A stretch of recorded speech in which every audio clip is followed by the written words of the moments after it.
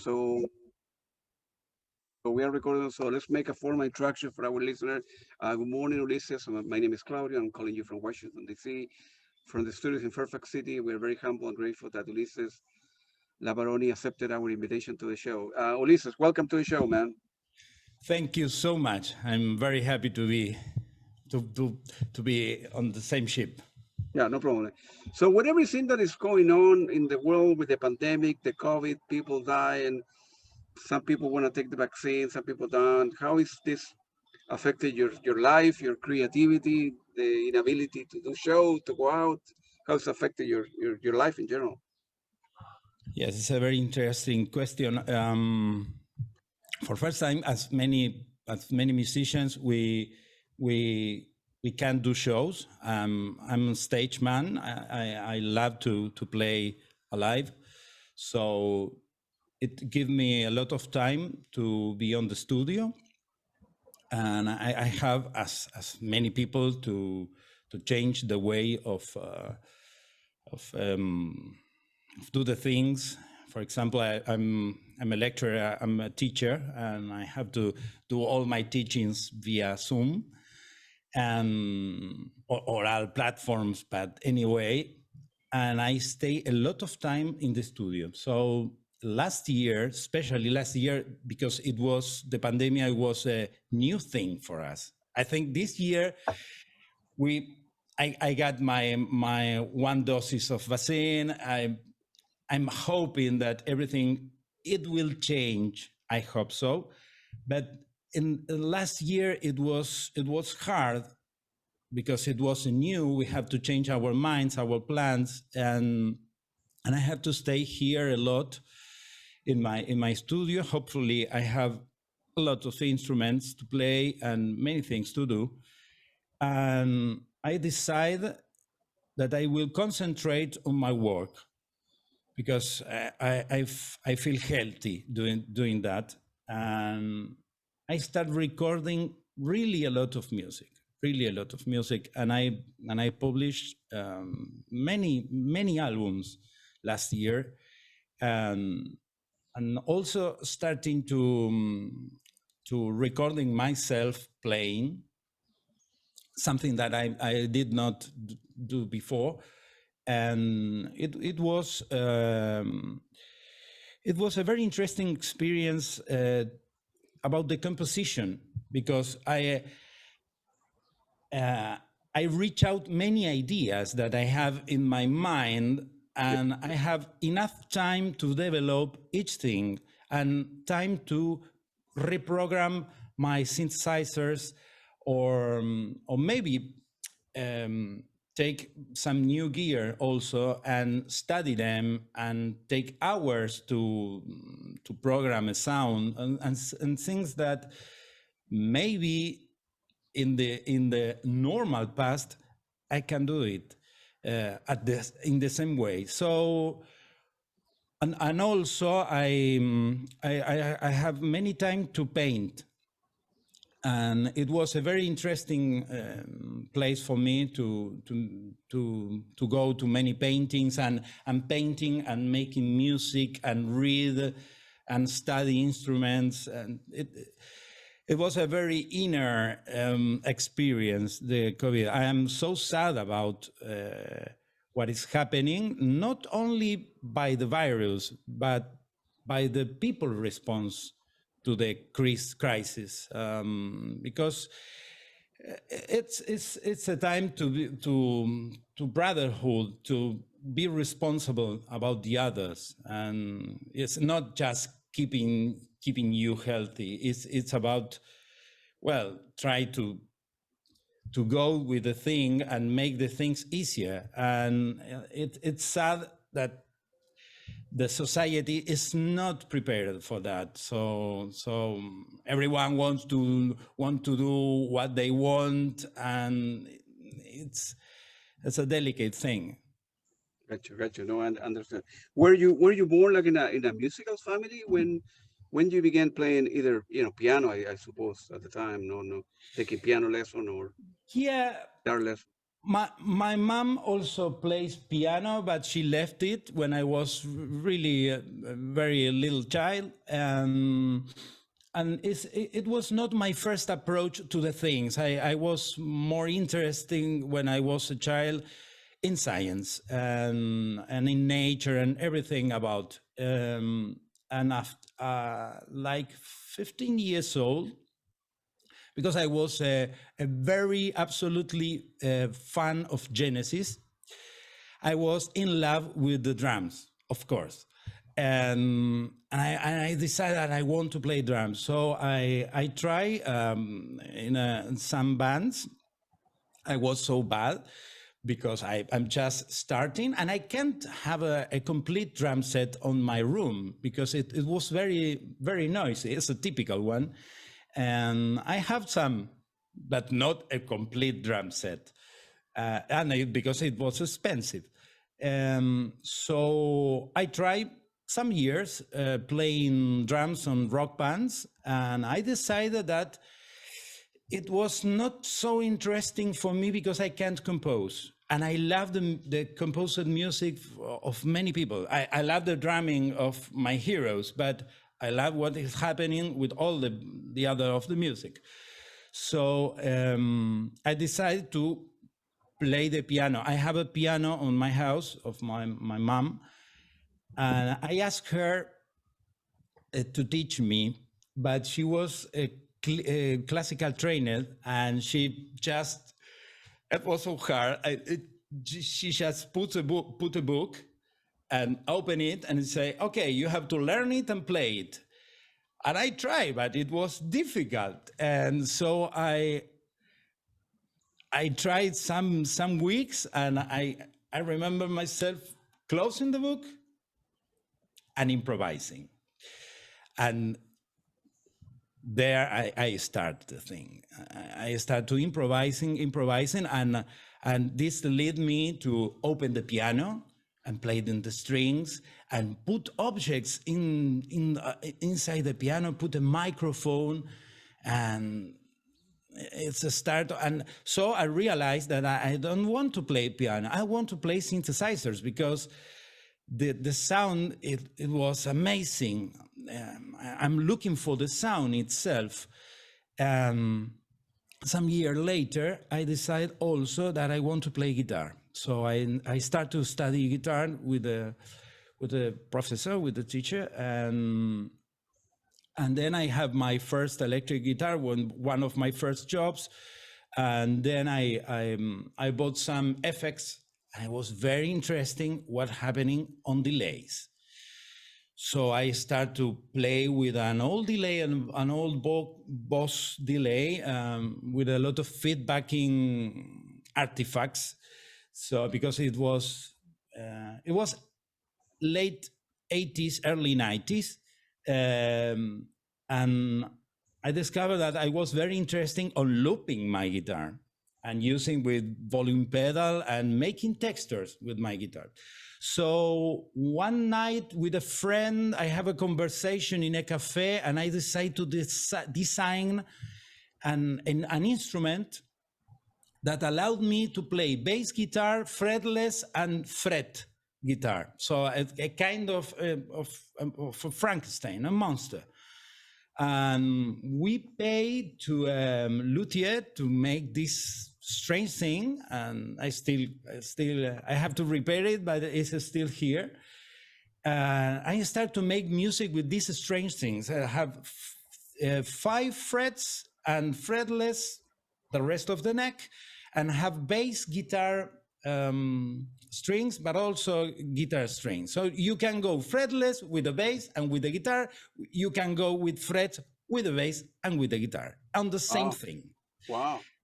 And it was so incredible. I was just like 21 years old or something like that. And I put in this thing into my delay. And I also, some friends of mine borrow me their pedals.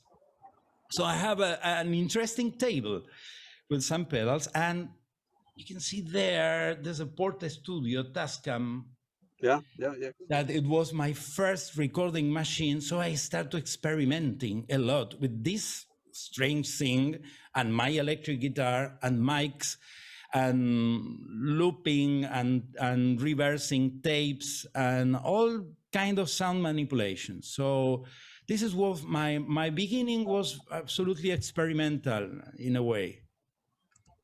I got you. Great, man. What kind of music were you listening to at the time? And was you mentioned Genesis? Were you listening to, I don't know, Tangerine Dream or Pink Floyd or Led Yes, Zeppelin? the What kind thing of music was, were you listening to at the time? yeah, when I was so young, I was fascinated by Carl Sagan Cosmos. So it was one thing that it was mind blowing for me and for many people of my generation too. So I discovered Vangelis, by the way, of course. And I was fascinated with this galaxy and on the titles with the heaven and hell piece of Vangelis. And I was 11 years old, and I remember to tell my mom, let me go to the center of the city of Buenos Aires city to buy a record. And I go alone with the money, and I enter to the record shop, and I say, I want a Vangelis band recording. And the guys told me, no, Vangelis is not a band. It's like one guy. One guy can make all those things. And this is was I think it was the beginning. I say one man can. This is impossible.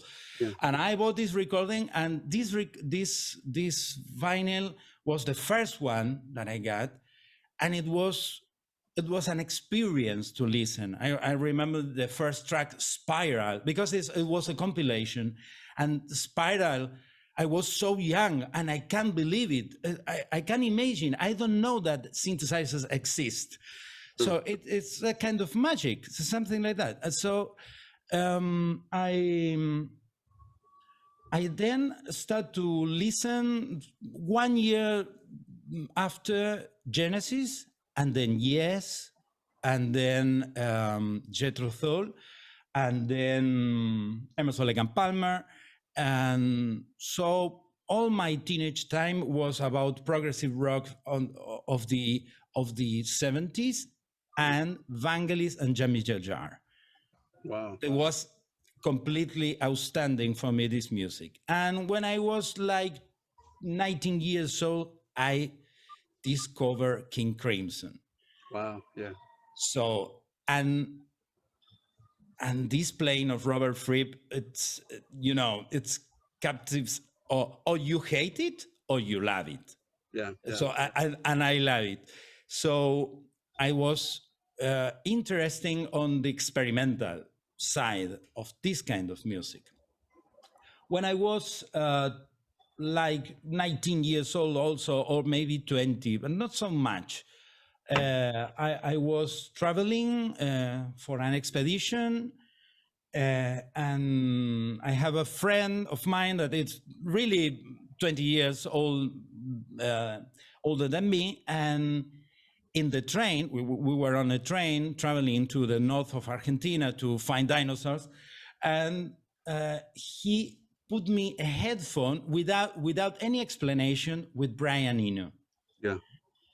and it was enough. I get sleep, but in a dreamy way, and some months later, I bought Ambient One, right Yep. there, Yep.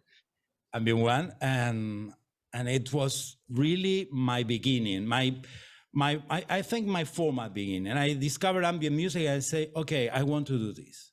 Gotcha. This is serious. So I start from there to now to experimenting with sound. Yeah. Wow. Unbelievable. Yeah. I did have the opportunity to interview Jaco, the singer from King Yeah, Crimson. They're going to be touring here in the United States at the end of in September. In September, I'm seeing them a couple times, and I exchanged a couple email with Robert Fripp assistant, and there is a possibility of interviewing him instead of live going to. He does like I think it's called Circle of Guitars. He do Yes, he was like a here in yeah, Argentina on the 90s. I saw him many times. yeah. So I think he's doing like a Amazing. job in August before they start the tour with King Crimson, and hopefully I will have the opportunity to interview him. So I'm driving to New York for one day, do the interviews, and then come back, which is 4 hours, but I don't mind. And so hopefully, I will have will We be hope able to so. record the interview and then broadcast it here on the show. It's very difficult to get a hold of Robert Fripp because he doesn't do that many interviews, so hopefully it will work out. And, But yeah. he's a very good guy. So feel free to elaborate your ties to the Patagonia one on one side, and then later on the um, National Science Museum, because that has a lot of implication in your music. So Yes, it have a lot of implications for my music. When I was 11 years old, and that time that I bought the Vangelis recording, I was very interested on science since my early childhood. And I started to collect fossils also and minerals. And I started to go to the museum all Sundays, all Sundays. With rain, sunny days, everything. All Sundays, I'm going to the museum, pay the entrance, and go there and visit all the exhibition and with a notebook and just write what I saw interesting. Nothing else. And again and again and again and again. And the people that were on the fossil shop or something like that was there, where they sell the books, sell off the books and things like that, they noticed that all the time I was inside. I was so little. So there was a young man that told me, okay, I will carry you where they prepare the fossils. And I say, okay, I just want to see there. I want to be there. And he carried me to the paleontology section where they have all the dinosaurs inside, all the fossils. And there was the Carnotaurus. That's a very famous one.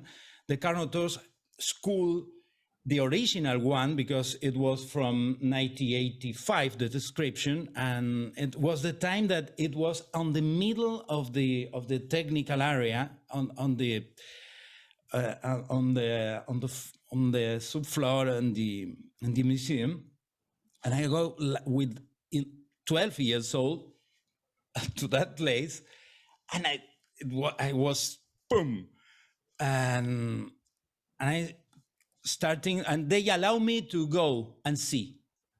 And at 12 or 13, I asked to the director, that it was the late Jose Bonaparte, that it was the guy that found more dinosaurs in South America. wow. He died last year, an old man, and he allowed me to be there. And I asked him, I want to help. I want just to, I can clean, I can do whatever. So I start to be there all the evenings. I left the school, and at midday I finish my school and go to the museum all the days. And at the museum, the technical area, where the guys were preparing fossils for the exhibition and for study, they listen music, and they listen very good music.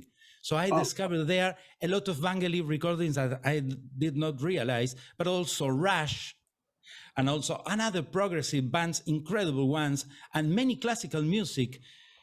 They listen incredible music there. So I was with the dinosaurs and with amazing music. So, and I was so happy at the time. In You can heaven, you were in imagine. heaven, man. Yeah, I was in heaven. So I spent all my teenage time until 2021 working there.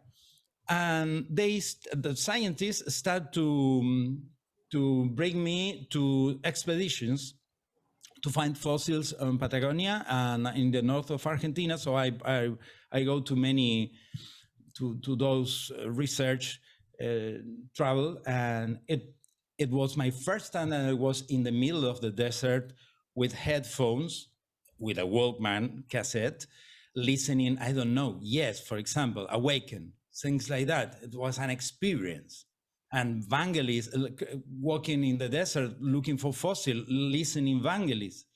So I start to associate all the things of my childhood, of this Carl Sagan cosmos, but in my own experience. So at the time, I want to be a scientist, and I was studying when I was a teenager. I was studying, anatomy and things like that. I was very nerd at that time, but music started to go inside too.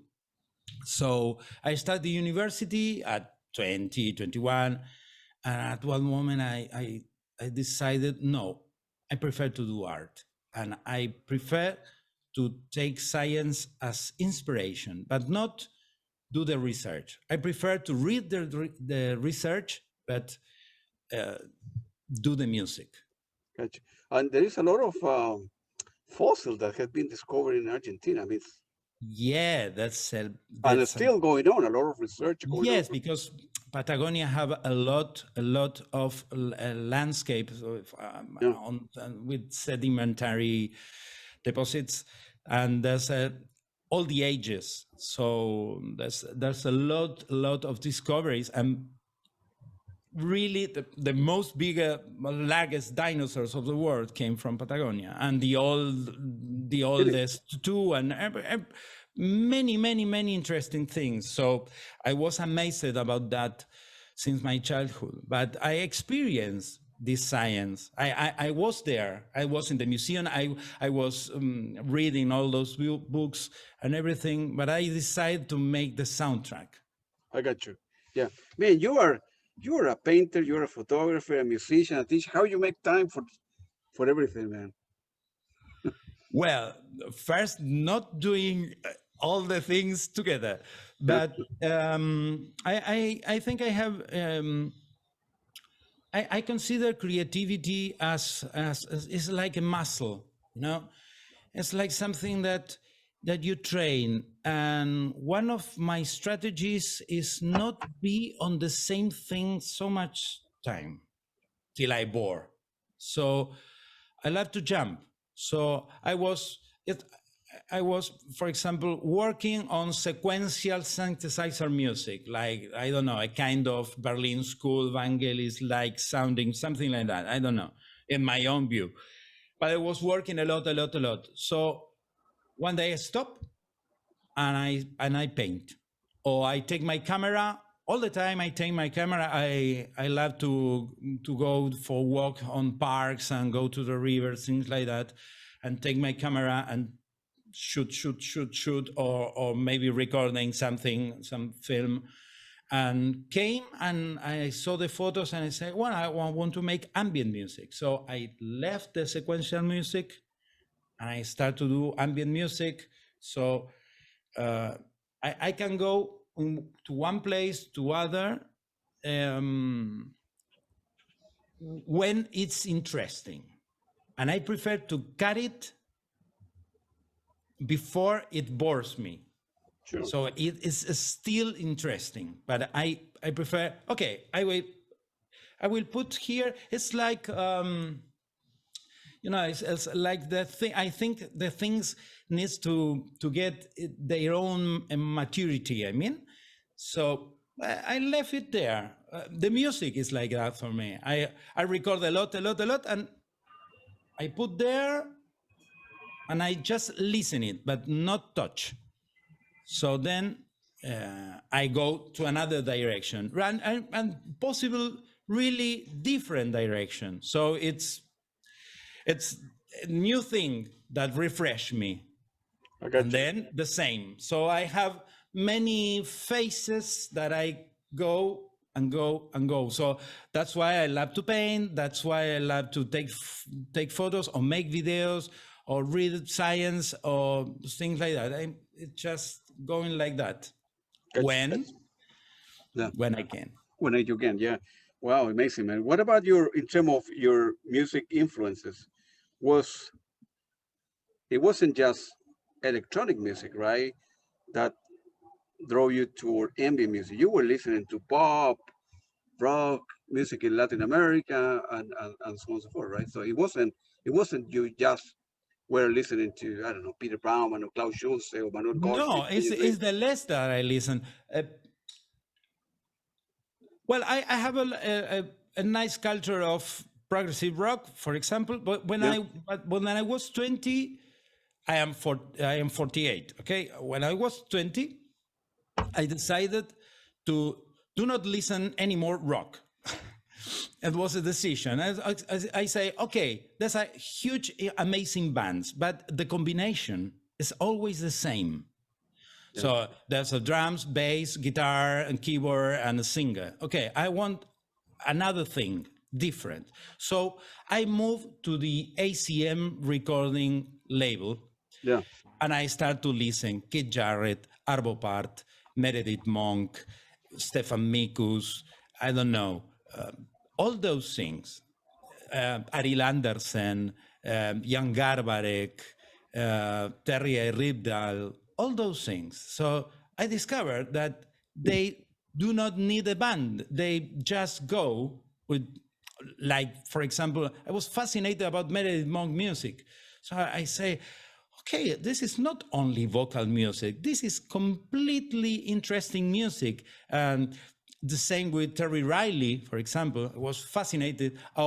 Also, I discovered contemporary music. So I have a lot of recording of Karl-Heinz Stockhausen, for example, or John Cage, or Georgi Ligeti, or Igor Stravinsky. So I explore Yanis Xenakis, all those things. So I want to explore dissonance. Okay, I want to then. Thanks for Peter Gabriel, I discovered world music, of course, because I was in the 90s, very young. So Peter Gabriel was with this explosion with WOMAD and all the things of real world. So I discovered Nusrat Fateh Ali Khan, all the African music. So I started to listen African music, Japanese music, I don't know, Norwegian music or Navajo music, Amazonic music. So I want to understand the different ways of make music, not only of Western culture, because it's completely different. And I realized that the composers that I love listen, for example, Meredith Monk listen the Pygmies, or Terry Riley listen Indian music, or John Hassel, that it was for me one of the most important influences.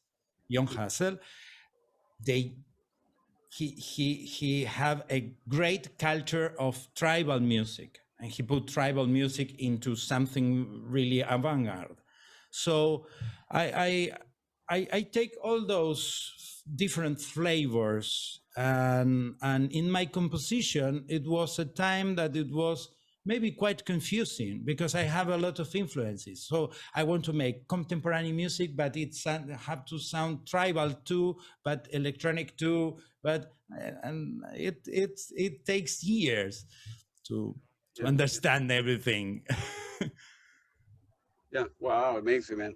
I want to bring your attention to some of. I was able to listen, and I'm quite sure we'll do part two or part three of this interview because there are many topics that we can touch on and about art and painting and I was able to listen some of the albums with the link that you sent me and I selected three tracks, one from the album Blind Catalog, and the track is Blind Catalog as well. Just a beautiful piece, man. I don't know if you can elaborate how the composition come Well, Blind together. Catalog it's an album that I released on the first month of this year, Yeah, and it was an interesting process because I tried to change my way of composing in that album. It's a completely different approach. I always, start sequences and then put an harmony and then understand the harmony and create a bass and create ambience and make another harmonies as like an architectural work. And I work also with the computer and the keyboards and playing and see what I play. And, it's a very architectural process, no, with a lot of mind, and calculus as well, and feelings and solos and everything. But I go for structure. And this recording, I say, okay, I don't want to go to the same place once again. So I will not use sequences as the ways that I use. Yeah. I want to improvise and use my own errors as guide. So this blind catalog is about the oneself errors and the oneself accidental tries and things like that. So it was a very interesting recording for me. So that's why I do not use the name Sophos for this recording. It's more personal. It's like, okay, that's me trying to do things. Yeah, no, absolutely. Another one that I like is the album Orbis Titanis, and the track I think is the first one, Lia Mare. It's a beautiful piece too, man. Okay. Well, this is about the work of Sophos. Is my project on space music. I love astronomy. Yeah. Lot of, I told you before. So since Carl Sagan times in my childhood, so that's a lot of astronomy and physics books over there. So I have some albums like Orbis Titanis or Enceladus that are about Saturn moons, and I was, and this kind of composition is completely different. Orbis Titanis is I have a lot to do with classical music as well. Not on the first track, but the Black Lake, for example, or things like that. I use some oboe samples, and I want to recreate on my mind a kind of electronic music in one side, but I don't know, Debussy on the other side, something like that. I want to go classical many times. I'm very interested of the mixing in electronic music of classical music, contemporary music, experimental music, and this recording is about that. Yeah, it's beautiful. Another one that I like is, well, I like all the stuff, but I want to bring it to attention to three albums. The other album is Heliosphera, and the track is Heliosphera. It's a beautiful piece too, man. Okay, once again, Astronomy leads this composition, and Heliosphera. Yes, I love this composition. I'm trying to play it on my streamings. This is I think it's quite dramatic composition. It's some minor, C minor. It's quite dramatic and a lot of analog synthesizers, and it's also, yes, it's absolutely space music inspired on harmony, cosmos, and everything. Yeah, gotcha. Beautiful. Are you, in terms of when you finish an album, you do like label releases, or you do a self-release album in your own? Is someone right? You can take the digital and upload it to Bandcamp, but if you want to make CDs or vinyl, you do it on your own. You go to a record label. How that works? Okay. Now I'm publishing on the most of my life. I do the things by my own. I edit my own CDs. Now edit CDs is a really strange thing. You don't know if you must do or not. But 10 or 15 years ago, it was very common. So I publish my own CDs, and I have when I live in Patagonia, I spent 17 years on Patagonia. So I have a little shop where I sell off my music. So I sell off a lot of CDs of mine projects at that time, but I released by myself. It's like it was interesting to do that, like going absolutely self-sufficient, because I have a lot of contact with people of many parts of the world, because at that town in Patagonia, there's a lot of visitors. So I sell off a CD to a Japanese guy, to a French woman. It was worldwide spreading, but on a touristic place. So, and now I'm publishing mainly on two labels. There's one that's very interesting, is Cyclical Dreams. It's a label from here, from Argentina, that is publishing all ambient Berlin school-like music. It born last year with the pandemic process. And I'm publishing many works there. And also I'm working with another label, Live Acts, from here too, that is more electronic, maybe more commercial or rhythmic, electronic music, but and another ones by myself, by my own. And all those record labels that you mentioned, they are all Argentinian composer, musician? Yes, and Cyclical. No, in both there's a worldwide composers. In Cyclical Dreams, there's a lot of people. For example, I know that you interview Michael Bruckner. He published last year, or for example, Lisa Belladonna published in Live Acts. So yes, I think pandemia is going to a different distribution of the contacts. It's because there are no gigs. So sure. That's my next question. Do you miss touring and playing live music? Is something that you want to go back to when possible? I can't wait, man. I love to play live. It's absolutely, and many times I carry all those heavy things that I have here, but I enjoy so much, and I have nice gigs just before the pandemic.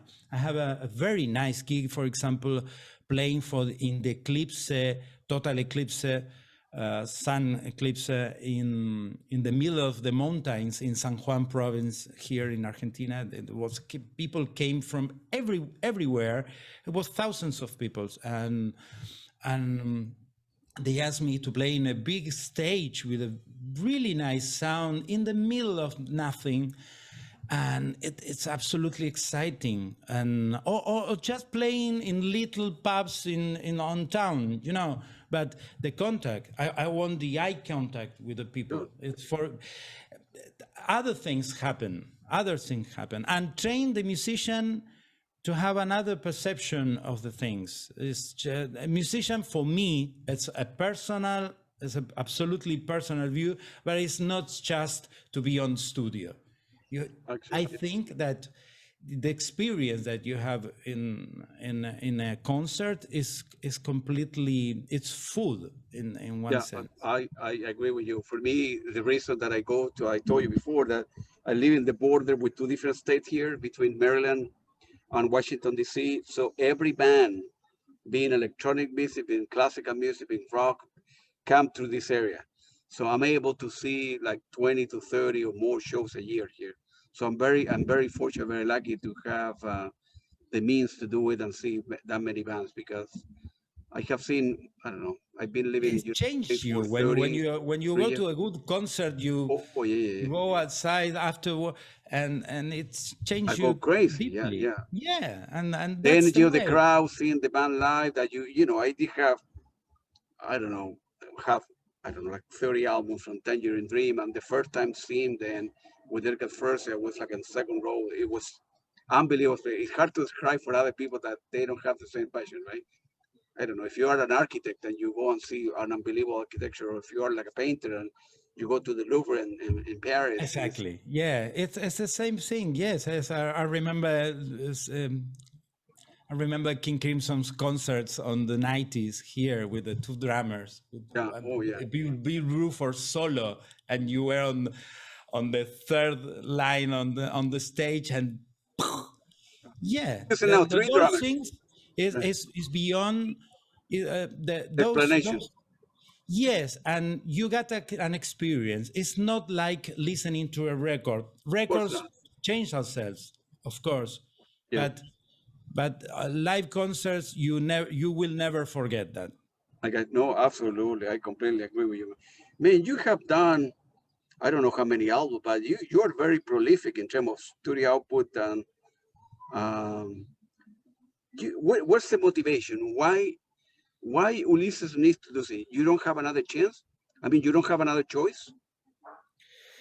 No, I have another choice. I know that life is so short and we are going to disappear. So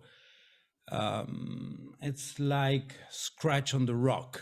It's like do something because it's this life is amazing, and the opportunity to get a consciousness Yeah. and change the the substance. There's a beauty thing that Brian Eno said that art is a metaphor for life. So I'm fascinated about life. It's something amazing. Of course it is. Of course it is. But we have to realize all the days, and it's like enjoying each thing, enjoying it, little spider on the corner, or a flower, or the moon, or whatever. Yeah. Including the things that we do not like. Of course. Yeah. And so it's I think it's my job because it's my way to breathe. I have no choice. Yeah. Some people, like you, when you talk about science and music, and you need to make a decision. I go into academia, right, and go all the way to a PhD from science, or go into music and take some of the science that I have learned and I'm fascinated and incorporate to the music, right? And There's you a, there's, make a a, decision. there's something I would like to say Yep. about when I was all those times that I loved science as my supposed future. I was fascinated about prehistoric animals and dinosaurs, and I was there, and I was in the museum, and I also love astronomy. And I remember one day I have tapped. I say, "Oh, I want to be an astronomer, or I want to be a paleontologist." So I remember saying, "No, I can't be an astronomer because I will feel all the time sad because I can never reach all those worlds. So I can't go to that star that I'm always looking. So it brings me sad. So I prefer to go to fossils." But then, after, I realized that I was in love with the past. And I don't want this for me because it's not healthy for me. But music is present. So I realized that when I play, I am at this moment, I'm doing at this moment. And if I study all animals and I study stars and all the things that I deeply love, but I was in a romance with the past and I need to live my present. So I discovered music and painting is like breathe. So I preserve this, and I preserve this position. I love and inspire. All those things inspire me a lot, but Yeah. I prefer to do my way, make creating. Yeah. And then you can do, I mean, you can always keep on learning and doing stuff like I told you about music, right? I don't play any instrument. I don't know how to read music, nothing, but I just have a fourth floor of music, and I keep on buying and I keep on talking to people, and that music give me so much satisfaction, right? I'm an engineer. I'm a computer engineer. I do other stuff besides engineer as well, and like this stuff is my passion, talking to musicians, and then the radios, and hopefully I will be doing some radios for companies and interviewing all these musicians that I have records for all of them, for, I don't know, electronic music, Tangerine Dream, Maestro Tempo, and pop stuff, Genesis, Pink Floyd, Depeche Mode, Pat Benatar, blah, blah, blah, right? And all of a sudden being able to have an interview with one your hero like yourself, right? If it wasn't for the internet, I would have never had the opportunity to talk to Absolutely. you. And I think It's that what you amazing. are doing is, as I told you before, is very interesting what you are doing, Claudio, because you are putting on the same place a lot of thinkings Yeah, and a lot of experiences. And I think you are a kind of compilator. It's like is the person that have the vision yeah, that all those things can be interesting if I join them in a place, because other ones can go to your site and explore different kinds of thinkings of people that are creating. yeah, yeah. So people people like musicians, like composers, needs strongly people like you, because Thank you, thank you. you are the one that understand what is happening and help to the public to have the experience to go beyond just recording. It's like to understand the experience of the composers and to understand the problems, the pros and cons of things about art. And this is very important. This is part of the culture. And it's not led by commercial intentions. It's led by cultural intentions. Abs- abs- And this is Absolutely, and another way. yeah, as I mentioned before, right? In all my interview, all my radios are free. I would never charge any penny. I pay for all the server. I'm buying all the music that are all or original recorded, 24 hours a day, no commercial, no ads, nothing. The best music is streaming and the very good quality, 24 hours a day, anybody in the world. And then I keep on uploading new music, new music, new music, so people can listen for days and days. And I have, as I started with a kind of soft rock radio, then I put a jazz rock radio together, then I put a jazz rock, but I began doing interviews.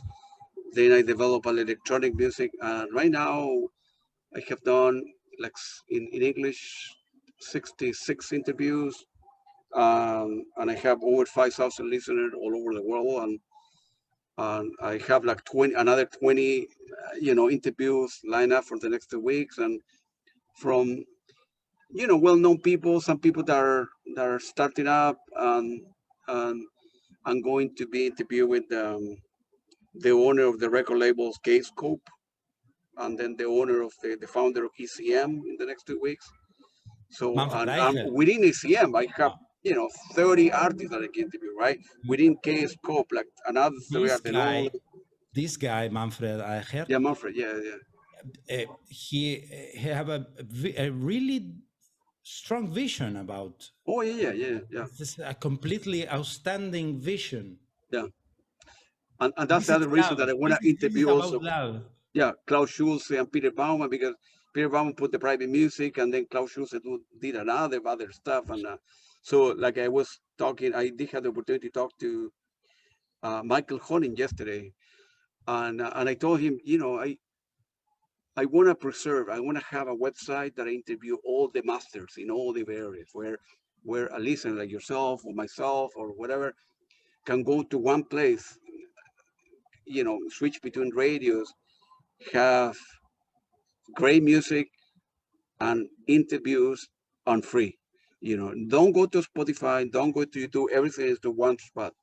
And I'm receiving a lot of very good comments. So I'm very happy that people are giving me the opportunity, like yourself, to talk to. At the beginning, Yes, you are doing it. at the You're beginning just was doing it. the first interview when I put this story together. I said, man, I was sending emails, nobody would reply. I said, what's going on, man? And then I end up sending an email to Steve Hackett from Genesis, right? And I say, Steve, I'm starting up, you know, I don't have an interview yet, and I'm playing good music, and and he gave me the chance. And then the first person with my friend Christian that we interviewed is Steve Hackett. It was unbelievable experience, So I Absolutely. got lucky, Yeah, absolutely. We love him. Yeah, and then I Yeah. interviewed some people from Genesis, and then people from a lot of drummers from Pandethini band, that and so on and so forth. So I'm very fortunate, very lucky that to be able to talk to all these great musicians, So and go on. and and and, and, and I have many more to come. So that was great. And are you? I have another two questions here. And then I was thinking that we can do, Ulises, we can do um, during the week or whenever we have time, do like a part two. So, Of course, yeah, yes. because I there's will so be many pleased. topics that we can There's so talk many about, topics to discuss.